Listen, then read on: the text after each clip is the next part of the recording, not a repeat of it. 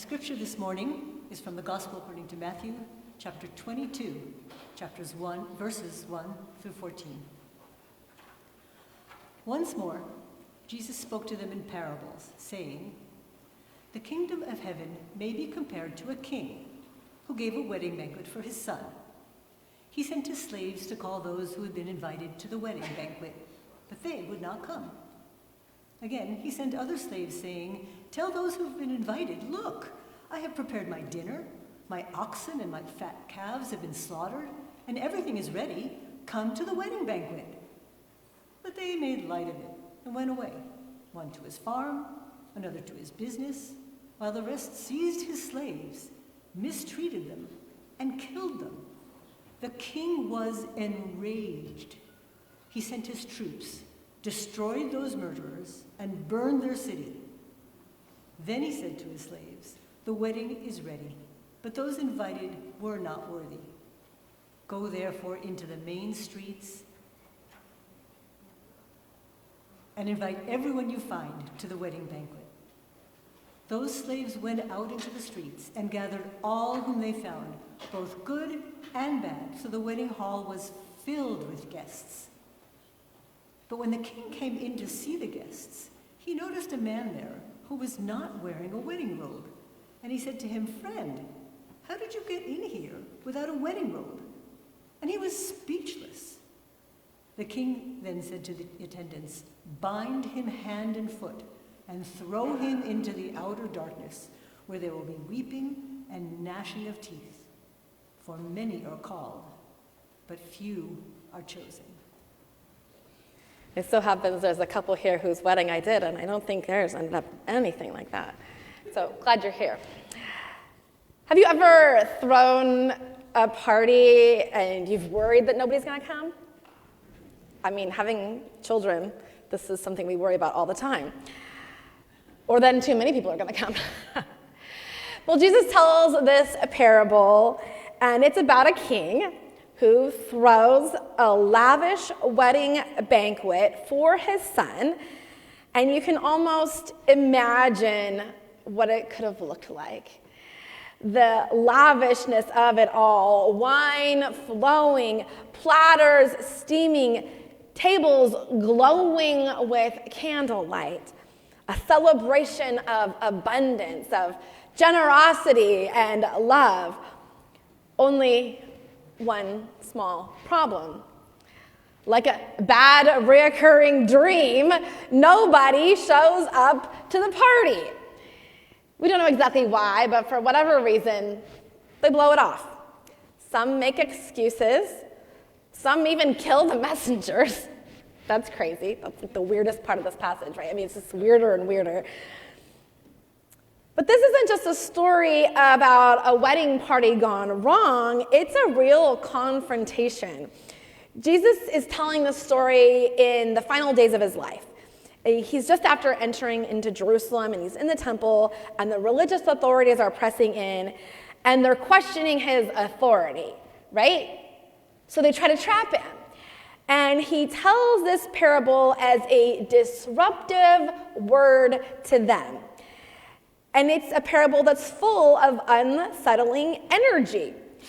We have a king who is snubbed and therefore enraged. We have streets that are filled with violence. And we have a wedding hall that is open to everybody. Quote, both good and bad. And then suddenly, we've got a guy who's tossed out for not wearing the right clothes. What kind of a party is this? What kind of a kingdom? What's Jesus really trying to say here? So let's start with context. The story comes in a string of parables, and we have Jesus once again flipping expectations of what God's reign, God's realm, God's kingdom, as we like to say, looks like.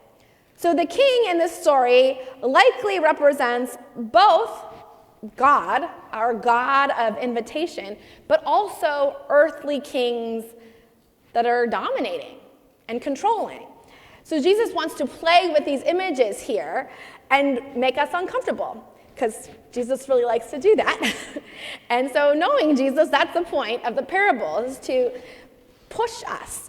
So all summer long, we've been looking at rule breaking. Our series is called Divine Disruptions, when God breaks the rules. And Jerry has created this art installation for us here. If you had a chance to see it, it was in the Justice and Peace rooms, but she's moved it here so that we can focus on it as we experience our worship time. To be fair, I called it Divine Disruptions, mostly because I really like alliteration. I might just as easily have called it Holy Disruptions, but it didn't roll off the tongue the way I like it. And, Renee knows how we like a good title, right? And when I say God breaking the rules, sometimes I mean Jesus. Sometimes I mean God is pushing us to break rules. So here we see Jesus demonstrating a king who breaks the rules. And so in his parable, and yes, that king could be God, as we said. It could be God breaking the rule of what an earthly king does. Either way, in this parable, we've got a disruption of the norm and rules of etiquette breaking. So in the ancient world, weddings weren't just casual affairs. I guess that translates because for the most part, in the modern world, they're not casual affairs either. It's like, there goes your deposit for your home. Here's your wedding. All of it happens for us mostly in one day, right? But then there were multi-day affairs, although I guess here you've got to have the bridal shower and the bachelorette and bachelor parties, and then of course you got the rehearsal dinner, and then you've got the wedding ceremony, and where you're going to do in the same spot for the wedding reception. So yeah, okay, I guess there's multi-days here too. And in the ancient world, not as much here necessarily. We have these cementing of alliances between families, and certainly within kingdoms, and a uniting of peoples, of families, and of kingdoms or alliances. You've got a lot of displayed wealth. If you could have a wedding, you must have had a lot of money. And ultimately, what it did was represent what the community values. So if you were to refuse a royal invitation, that wasn't just rude. You weren't just like busy that day. Oh, sorry, my son has a birthday party. No, you wouldn't do that. Who would? I mean, who would really refuse a royal wedding? The last time we had one, we all watched on TV, even if we didn't want to, we still did. So to fail to show up wasn't just an accident of misplanning. It was a public act of resistance. It could even be seen as treason. So this king is angry, and he responds in outrageous ways. He burns cities. He throws open the doors to anybody, and he invites strangers and wanderers and people off the street. It's not just generosity. In this case, it's desperation. I feel like there was somebody who recently threw a party and hardly anybody came.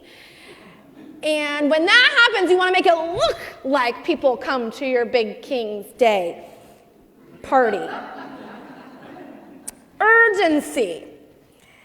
And so God will not let that table sit empty. That earthly king doesn't want that, but God doesn't want that either. So then there's the twist. Remember, we're kind of running two parallels here, the earthly king and the God, and we're seeing them come together. And the last twist is the weirdest of all for those of us that expect this to be a real parable about God, because one of the new guests who just got invited off the street is tossed out for not wearing a wedding robe. I feel like, where am I going to get a robe when I was just outside buying candles? And now we probably forgot that part of the story when we remember this wedding feast. We talk about this. It doesn't make any sense. If he was invited off the streets, why would he have a wedding robe with him? Where was he supposed to find one with no notice? Did he even own one? He wasn't used to getting invited to these big weddings. Could he afford one? I have so many questions, especially when it seems like the whole point of the story is that anyone and everyone was invited once that king had been snubbed by his official guest list. But then we get the weird insertion, and it's so odd to have this because this is a definite disruption of the story, this weird insertion of this guy who shows up wearing the wrong outfit and gets kicked out. So I try to think about, what does this mean? Is this Jesus' final disruption of the story? It's been disrupted so many times that this is one big one. That the kingdom of God isn't just about showing up, but it's about really showing up.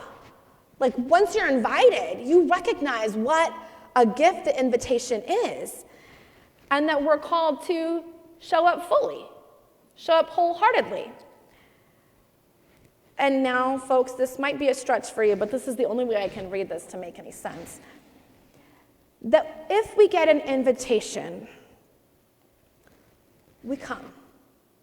And we come dressed in our best.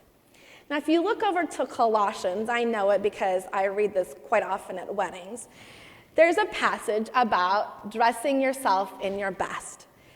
And it says, dress yourselves in love. Don't read the next couple of verses after that, but the dress yourselves in love is what's important. So, dress up. Clothe up in your best. Show up wearing the garments of love, of justice, of humility, and mercy. So maybe Jesus is telling us that grace is freely given, but it's also not to be taken lightly. It's a real gift. Or maybe it just came from an editor later, or maybe it didn't. It's also, when scholars are looking at what could actually be Jesus-like, they look at the weird stuff, and they're like, well, this is so weird, nobody would add this on purpose. So maybe it was Jesus.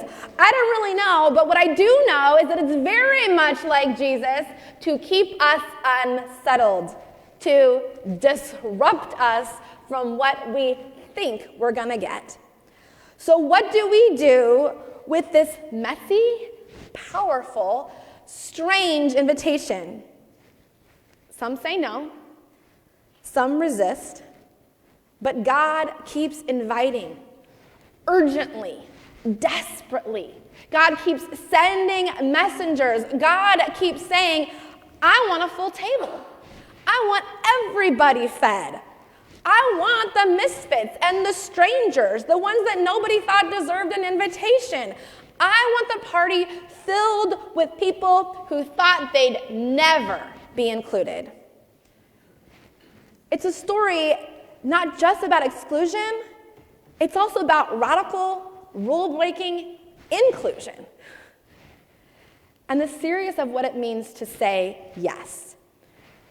So if we take this seriously, then the real question becomes, what kind of wedding are we crashing into when we say yes to God's invitation? Pastor Sarah. Steve? I hate to disrupt your sermon, but Houston, we have a problem. What's wrong? Again? We have a wedding party going on out there, and guess what? There are no guests. And so, is there anybody here who can help us? Wait. We'd be going out the door with it. We have a wedding party happening right now while we're at church.